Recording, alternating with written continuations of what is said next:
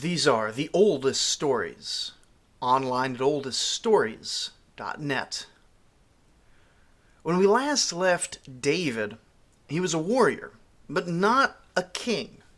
Today he'll remain a warrior and become a king. To refresh our minds, ever since leaving the service of King Saul, David has wandered as a mercenary, quite possibly also a bandit, serving sometimes himself and sometimes the enemies of Israel. His final mercenary service is to the Philistine king of Gath, ironically his first enemy as well, but we looked at David's chronicler's protestations that he never once attacked any Israelites during this service. David then is said to have been absent during the fighting at Mount Gilboa, the battle which would claim King Saul's life, even though he did march partway there with the enemy force. But at this point we get an interesting little tale. Having been sent out from the Philistine army, David finds himself in the town of Ziklag, where apparently he and his men had been based. During his absence, a raiding group of Amalekites showed up and stole all the families of David's soldiers for slaves, including David's own plural wives. Naturally, the band chases after them, leaving 1/3 of the force behind to guard the town, and with the blessings of God, they're able to overcome the enemy, slaughter them to the last man, and recover not only their lost families, but also they steal a bunch of extra plunder from the defeated Amalekites. There is a somewhat famous story in here that the men who were guarding the baggage got the same share of plunder as the fighters, an edict which was apparently still in force when this book was written, an indicator that it was in fact written at some iteration of this during the reign of one of the later kings of Judah. And while exactly when is heavily disputed, the reign of King Josiah is a popular guess for reasons we're going to get into when we get to Josiah. But what's more historically important is what David does with the rest of the plunder after sharing it out among his men. He goes next to all the Israelite towns that had sheltered him and his men during the last however many years and gives them shares of wealth as well. Now this is fascinating, especially because the timing is so very unclear here. Timing aside, this sort of handing out gifts is the sort of thing that a king, or at least a local big shot, would be expected to do after a military campaign. David is, at the very least, establishing himself as a power player in the region. But if he's doing this before Saul is dead, or before it's known down south that Saul has died, then by accepting wealth from David in exchange for supporting him, they are implicitly joining David's side in the early phases of an open rebellion against the king. Is David hoping that the Philistine attack would weaken Saul in the north, leaving the south open for a play by David? Alternately, this could be happening after Saul is dead, in which case David is pretty clearly campaigning for kingship by showing off both a military victory and his ability to distribute largesse to important interest groups within the nation. Either way, David in this story is pretty explicitly campaigning for kingship at this point, which either way makes it fortunate for him that Saul never makes it off Mount Gilboa alive, which radically simplifies his claim to the throne. The story itself suggests that it wasn't until he returned to Ziklag that he heard of Saul's death, meaning that this parade of treasures would have been while he still thought the king was alive, making him an active rebel. But the narrative is unclear enough about the timing, since such a tour would have taken some amount of time that it may have happened later on. Anyway, David's hanging out at Ziklag when a soldier from the Battle of Mount Gilboa arrives with the sad news as well as the official crown plucked off of Saul's dead head, no doubt hoping for a reward to allow David a pretty substantial boost in his well-known aspirations for kingship. I mean, you don't just bring this guy a crown unless you think he's going to do something with it. The narrative then tells us that this soldier was an Amalekite, which some people think may have been a later excuse. After all, if David kills this wounded soldier, who, other than David and those closely loyal, would be able to verify the story? Why, the skeptic asks, would a hated Amalekite be among Saul's army in the first place? But of course, we just saw David playing mercenary among the Moabites and Philistines, and over in Chronicles it starts off David's reign with a long listing of his most important soldiers, many of whom were from all over the place. Canaanite armies were super diverse because the region was super diverse. Now, how that played in with Yahwistic religious customs is not explored in Scripture beyond the general warning that mixing with Gentiles is an abomination to God. Next up, David sings a song for Saul and Jonathan. This whole musical David thing, now that's an interesting detail. 1/3 of the hymns in the book of Psalms, each of which would have originally been a musical composition, are credited to David, and a solid fraction of the rest are credited to David's court musicians. Plus, we have scattered all throughout mentions of David singing, dancing, and playing the harp, so it seems likely that even if the biblical narrator is flattering the talents of David by inflating him, or even if some of the psalms are misattributed, David probably was just a musical guy. Not a lot of historical significance to that, but plenty of other cultures do have celebrated warrior poets like this, including the very nearby Arabs. And it's kind of neat. And then with the musical interlude completed, David asks God if he should conquer a city. And God says, yes, go conquer a city. Go take Hebron. Of course, it's not really a conquest. He's just taking control of the city. He likely already has a good power base in the region, and moving in is a natural next step now that he is contending for the crown. Plus, Hebron is perhaps the most significant city in the tribal region of Judah, and by now David is certainly the most significant Judahite leader.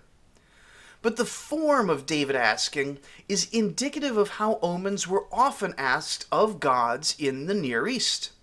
First, he asks if he should go up to some city, and this would have been a binary augury, basically the equivalent of flipping a coin to answer yes, no, or usually there's also an unsure option in there. We don't get the details in Scripture, but the formula of these verses very strongly matches the established formula of royal omen texts from the Babylonians and Hittites and plenty of others as well. Once it's been decided that he should go into a city, the more lengthy omen texts will describe the process of listing through all the valid candidate cities and the yes-no result of each, while abbreviated omen texts like this passage will only mention the place that was ultimately decided on. He would have most likely been employing one of his priests here to use the ephod, which we discussed last episodes. And as an aside, why don't modern Christians and Jews use divination anymore? I genuinely have no idea. It is at least as scriptural as exorcisms and speaking in tongues, and my understanding is that the prohibition in Deuteronomy 18:10 is extremely hard to translate, and in any case not consistent with practice in the Old Testament and well into the New Testament periods, when we see all kinds of things decided by lot, including all the way into the New Testament. They decide the 12th apostle after Judas dies by lot. which is essentially a kleromantic divination, allowing God to decide these things. But anyway, aside from the ephod, it's a good thing that David is establishing his center and building up power bases nearby, because we're about to find out that David isn't the only contender for the throne. Indeed, perhaps not even the primary candidate. You see, for all the power centers that David has so far secured, it seems the most important, after God in heaven, is a fellow named Abner, son of Ner, who was the commander of the army when Saul died. Because Saul spent his entire life making nothing but war, Israel at this point is pretty much just the army and whatever's conquered. Abner is in charge of the primary lever of power in the kingdom, and Abner makes the extremely standard and sensible decision to throw his weight behind a son of Saul, a fellow named Eshbaal, who later gets remembered as Ishbosheth. In a situation where the king and presumed heir die at the same time, it isn't clear why Eshbaal is chosen from among Saul's remaining sons, but he might be the oldest, and whatever the politics within the house of Kish, we don't hear about any other valid candidates. And really, calling him another contender in a civil war, while it is the traditional reading, it's a bit misleading. This isn't a civil war. This isn't a struggle for the throne. Ishbaal is the legitimate heir. He's supported by the army, and he's crowned by the vast majority of Israelite tribes. His challenger is just a Habiru mercenary from one tribe, from Judah, which happens to have a feud with Ishbaal's tribe Benjamin ever since the time of Judges. Down in the relatively less important and less wealthy southern area. And this guy's been rebelling against Saul for a number of years at this point, and he's actively worked as a bandit in the pay of Israel's enemies. He's attacked and pillaged Israelite settlements like Nabal's estate. This isn't so much a civil war or a contested succession as it is a continuation and intensification of David's personal rebellion. We're going to talk a lot more about the future split between northern Israel and southern Judah, but the reality is that the south is really just one tribe, and later it's got some Levites, and ironically it ends up with Benjamin as well. But we're already seeing that this split between all the northern tribes that are quite happy to work together against the prideful lion Judah. And though this split and its causes and dynamics will change over time, it's never going away. The descendants of this rupture right here are still going to be an issue in the time of Jesus with the Samaritan-Israelite feud. It's eventually going to end when the Romans march in and kick out all the Jews. The Samaritans, meanwhile, they're going to get to stay until they end up rebelling against the Byzantines in the late 400 CE, and then they're going to be mass slaughtered, and then sometimes converted, and then the Muslims are going to show up, and that'll put paid to pretty much all of them. There's still a few Samaritans left, about 800 of them, but it's not that impressive. Anyway, we don't know much about Ishbaal, the son of Saul, but that name right away should raise some big warning flags that there's some stuff going on that we don't know about. We've seen that names always have meaning in the ancient world, and Ishbaal means either the flame of the pagan god Baal, or, very potentially, the flame of the Lord. Because, of course, the word Baal is the word Lord, which is why the Canaanite god was called Baal, because he was, in the Canaanite view, seen as the Lord of some or many things. The traditional view here is that Saul turned away from God at the end of his life, due to his wickedness, of course, perhaps thinking that if the priests of Yahweh had abandoned him for David, he would in turn abandon the God of Israel.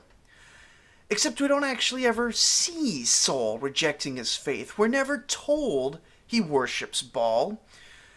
He certainly does act immorally and fails to understand the will of God at certain times, but I mean, isn't that the story of basically everyone in the Christian and Jewish faiths? Imperfect men trying their best to follow a perfect God. After all, even in the final battle, he's still consulting the priests of Yahweh that he still has around him. And unlike Solomon or the later kings, no mention is ever made of him following other gods aside from that incident of the witch of Endor. And he goes to that witch in hiding, having banned all of these other witches, and he's doing it in hopes of getting his link back to the prophet Samuel and to Yahweh. Now, another idea has been proposed, which is that Saul, like most Yahwists at this time, was not actually a monotheist. And indeed, perhaps no one, or maybe no one but a small segment of the priesthood at this point, actually were monotheists. Instead, he could be what's called a henotheist, where he believes in and worships principally a single god, but acknowledges the existence of other gods. Now, the important thing about henotheism is that it's the fuzzy boundary line between monotheism and polytheism, and there exists a spectrum of possible ideas that Saul could find himself in, especially if his understanding of faith may have changed over the course of his life, as it does for many people. And so, his first son could be named Jonathan, meaning Yahweh gives. His next, according to the genealogy and chronicles, could be named My King is Salvation, Melchishua.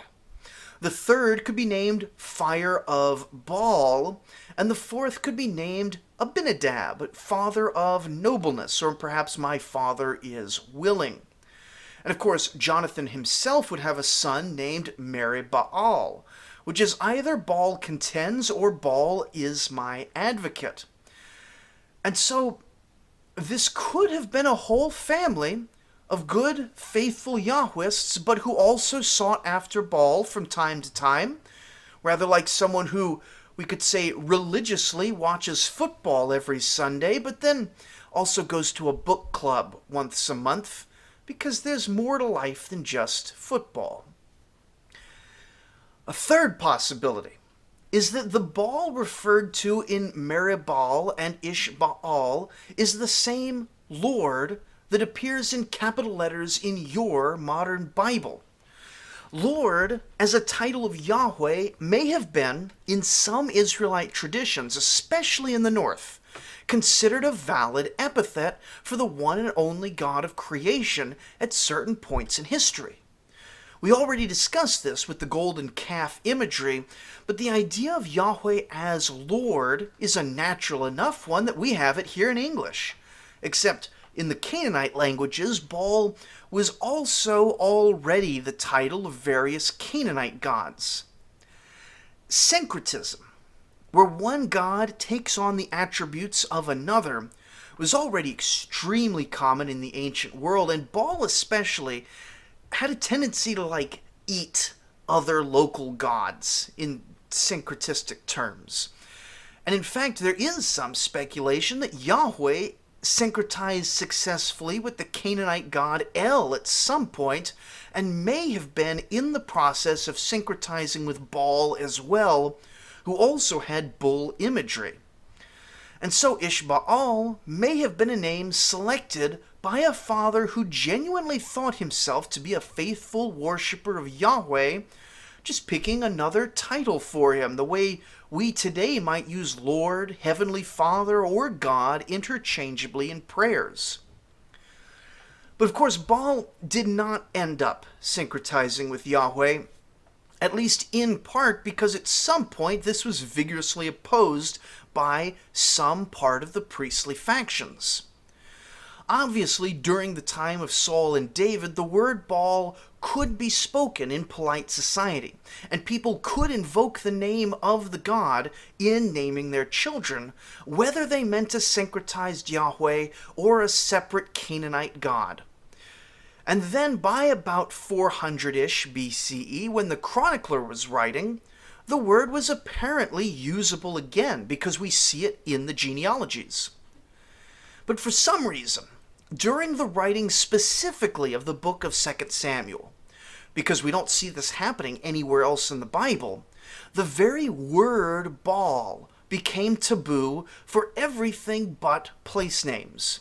Ishbaal gets renamed for this story into Ishbosheth, meaning man of shame. And later, Meribaal becomes Mephibosheth, mouth of shame. We don't have enough details in this part of the story to really pick out what's going on with the evolving worship of God, but we're going to keep looking at these little hints as they get dropped. Anyway, the whole point of all this is that Ishbosheth, whose name is actually Ishbaal, is king of Israel, like straight up, pretty much king of everything that his father had conquered except for rebellious Judah, at least for the next 2 years, even though he doesn't usually get counted among the kings of Israel.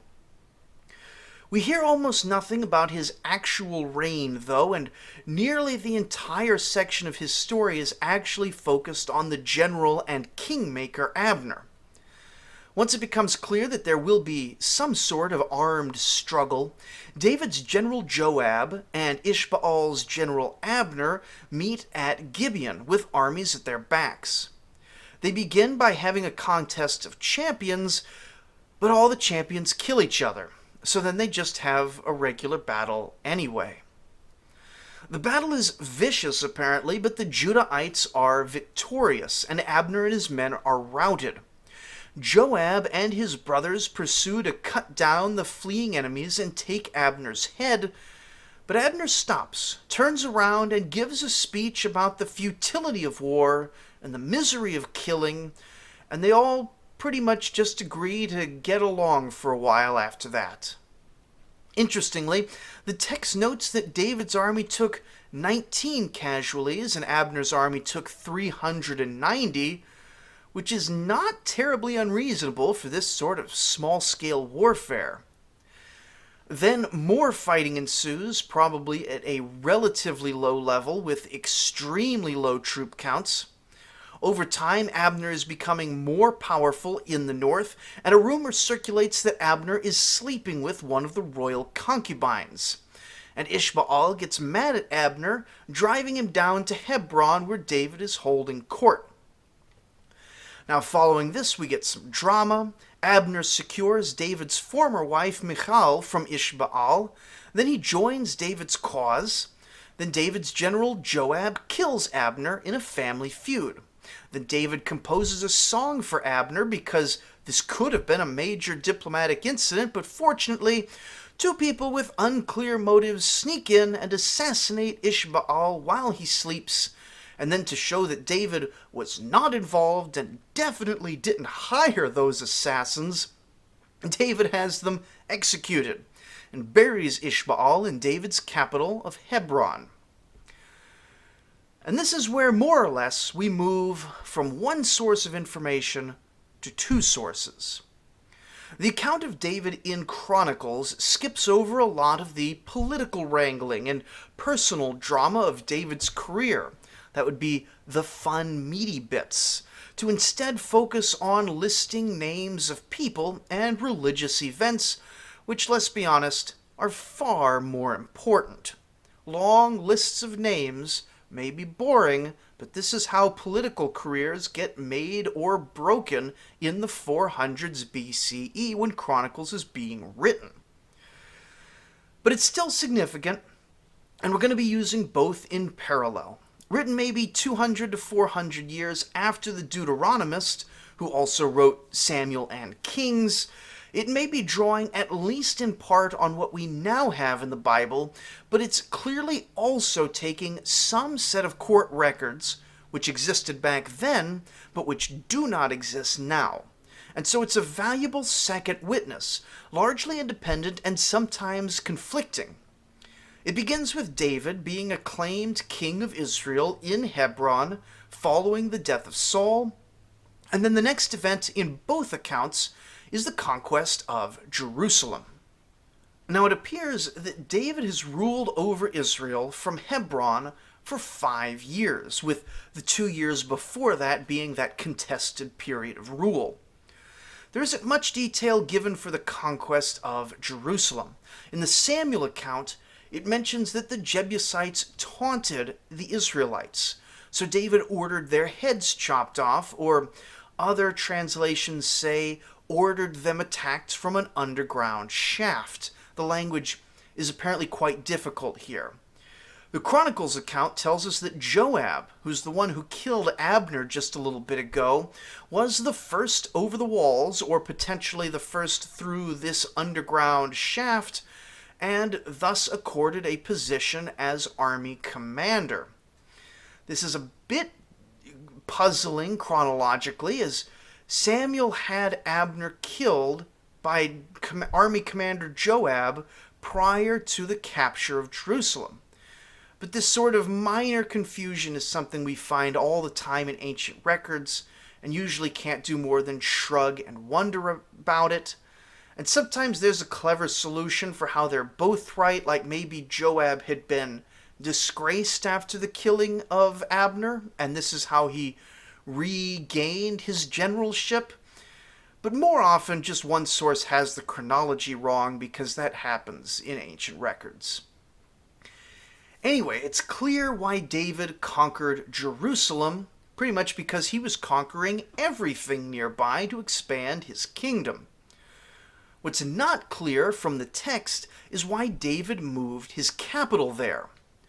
The story says that God told David to establish his capital in Hebron, but provides no clear endorsement of Jerusalem until much later, the end of David's life, when the Temple Mount is selected, at which point he'd been ruling there for who knows how long. A full career's worth of kingship at that point. There are clear secular advantages to Jerusalem. It had a year-round spring. It's a good defensive location. It's located on a major set of roadways. And though the area technically belongs to the tribe of Benjamin, having been conquered from the Jebusite Canaanites, there was no political legacy within the city for David to contend with.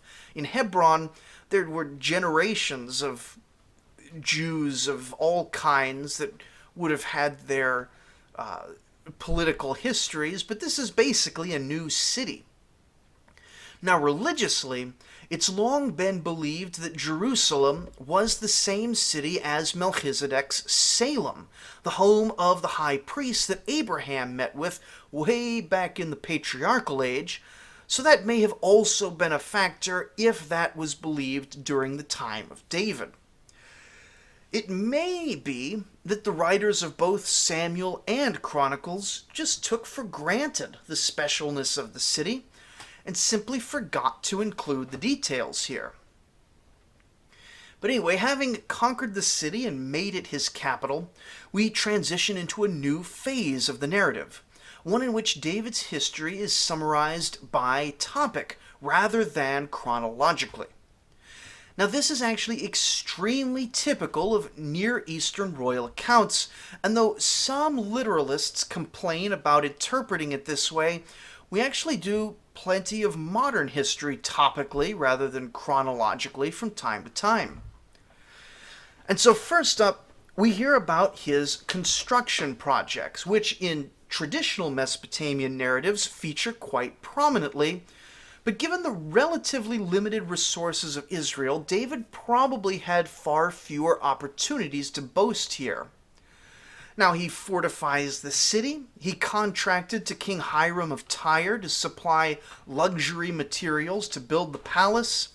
He built something called the Millo, and Solomon is also going to do some construction on this Millo. which may have been a set of terraces at the base of his fortifications to prevent natural erosion, or possibly to prevent enemies undermining the walls, digging a tunnel just like David may have done to get into the city. But what exactly the Millo isn't well understood. This is just sort of speculation, but a lot of these construction projects would have been later in his reign, both because he needs to build up his wealth and he needs to spend the time to get stuff built, but also because Hiram of Tyre is mentioned in the Jewish historian Josephus and by a Greek named Menander of Ephesus. And on the basis of these secular histories, Hiram seems likely to have lived at the tail end of David's reign and the start of Solomon's. His base now established, and his domestic enemies now defeated, David turns outward, and apparently the Philistines turn on him as well. Over in Chronicles, we get a listing of David's most notable warriors, some with war stories attached. Following Samuel, we get something that looks a bit more like a narrative, though could just as easily be just scattered war stories from a career of violence against the Philistine enemy. Now, having just spent so long discussing why Saul named his children Baal, we get to the story of Baal Perazim. David goes to a place called Baal Perazim. Then he defeats the Philistines in that place. Then he announces, "This battle was like the Lord God breaking through my enemies like a flood." And so he names the place Baal Perazim. Not Bosheth Perazim, mind you. David uses the name Baal here.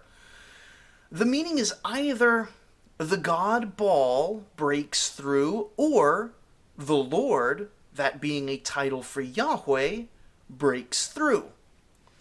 Now, unlike Saul, who is under a cloud of suspicion anyway, we all know that David is a good monotheist who never does anything God disapproves of, except for, taking a census and being a man of war and failing to discipline his children and being overly proud and the whole Bathsheba thing, but none of those count because David's our hero. So there's simply no way he could possibly be worshipping Baal. And so we are forced to conclude that either monotheism simply didn't exist in early Israel at this point, or Baal, meaning Lord, was a commonly accepted name for Yahweh. And there may or may not have been aspects of syncretism involved in that. And lest you think I'm being dismissive here, there are extremely convinced and convicted scholars arguing both sides of this. But whatever you decide for David, you don't have to, but it's really hard to not decide the same thing for Saul and his family without having a double standard with which we evaluate history.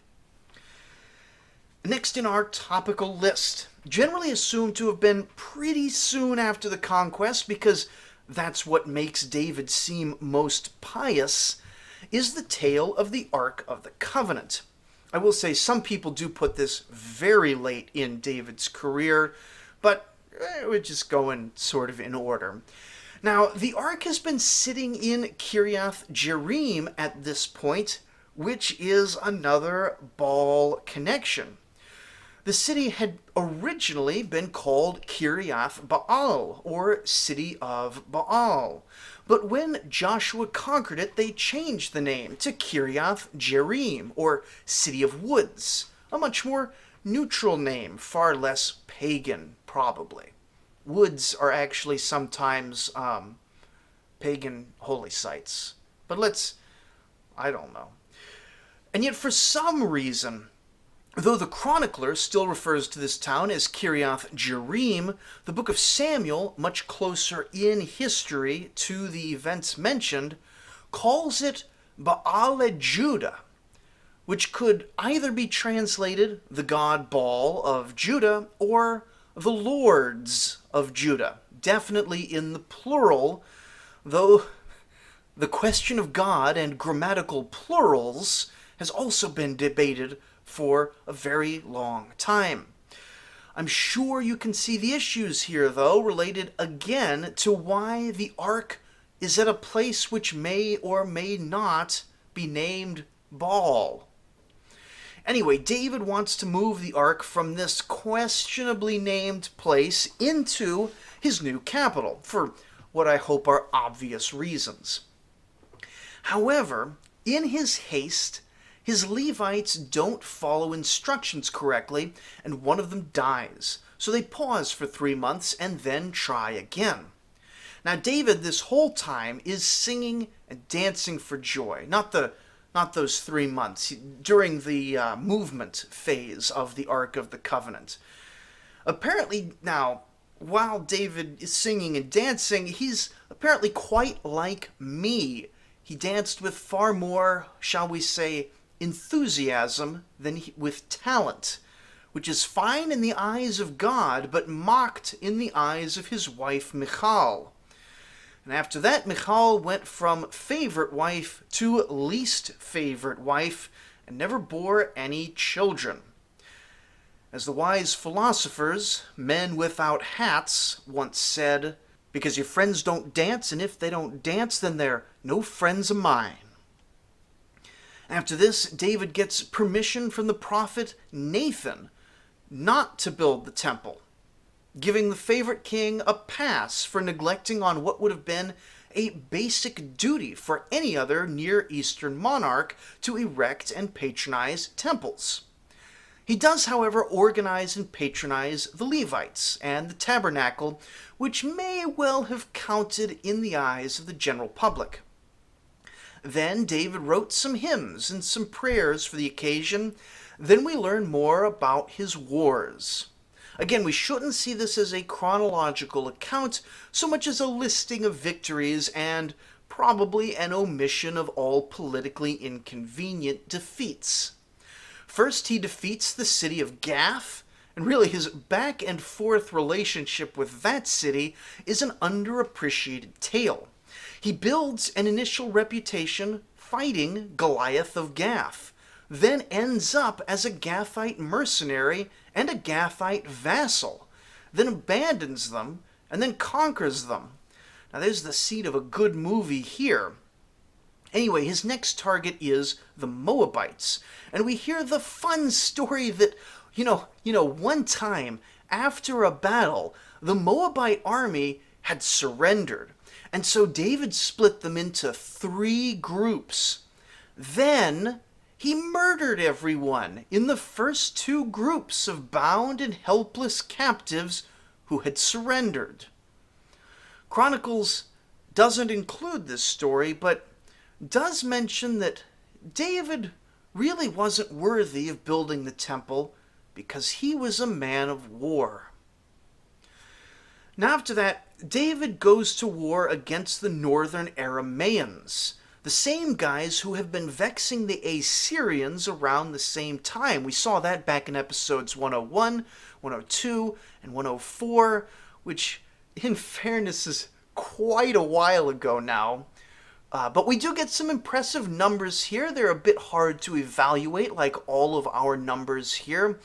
The truth is that they're not insane numbers, at least not compared to the numbers we see from major empires of the region in terms of army strength and things like that. And this question gets us to something we're going to look at when we get to Solomon, but just how poor was Israel at this time, and just how rich was Solomon?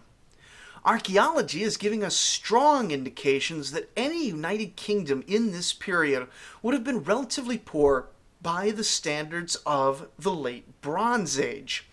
Indeed, everyone was poor by those standards at this time. And so we might think that David's claim to have beaten an army of 20,000 men and 1,000 chariots might be exaggerated. But if we assume as is traditional, based on taking the biblical claims largely at face value, that the kingdom under David, and especially Solomon, is roughly on par with the diminished empires of the same time period, and then plus the fact that the Arameans are a pretty significant power at this point, these numbers do become more plausible. We do get a nice breakdown of the regional politics here. David only attacks one Aramean city, Zobah, ruled by its own king, and not all the Arameans at once. That king, by the way, is called Hadad-ezer, meaning the wind god Adad is my helper, and that Ezer is the same as the Hebrew Ebenezer, or is used to refer to Eve in Genesis as Adam's helper, which just reminds us that though we've broken up Canaan into a whole bunch of polities and ethnicities, a lot of them are speaking basically dialects of the same language, or at most extremely related languages. Not the Philistines, obviously, but all the rest of the Canaanites. Anyway, Zobah calls for aid from what's probably a coalition of allied Aramean cities, including the powerful city of Damascus, the same Damascus which still sits in Syria today. David ultimately wins and takes a bunch of plunder, plus what appears to be the first 100 chariots of the Israelite army, an important prestige weapon, even if the army seems to be doing quite well on a purely infantry basis. David also fights Edomites, Ammonites, and Amalekites during his reign, expanding the borders of Israel significantly beyond the modern-day borders, though with much less coastline than the modern nation holds. Because that's where, of course, the powerful Phoenicians and Philistines were. Following this, the Samuel account gives a little story of how David finds the last surviving member of Saul's household, Jonathan's son Merib-Baal, who gets the derisive epithet Mephibosheth, a little disabled boy who gets put on pension in David's household just to show that even though David has been kind of the indirect cause of the almost complete destruction of Saul's house, wow, that David sure is a nice guy. Mephibosheth then goes on to be completely unimportant for the rest of his life. Now all this today has been pretty much peak David. This is as good as it gets for our favorite king. Israel has some more rising to do, reaching its peak with Solomon. But before we get to that, we have the downslope for our favorite king and some of his most famous stories. The Ammonites are going to beat him. There's going to be a rebellion against him. There's the whole Bathsheba thing. And worst of all, he's going to take a census. God really hates the census. So join us next time as we hopefully close things out with King David and move slowly towards the really fun history, which, as far as I'm concerned, starts with the divided kingdom. But who knows how long that's going to take at this rate. Thank you for listening.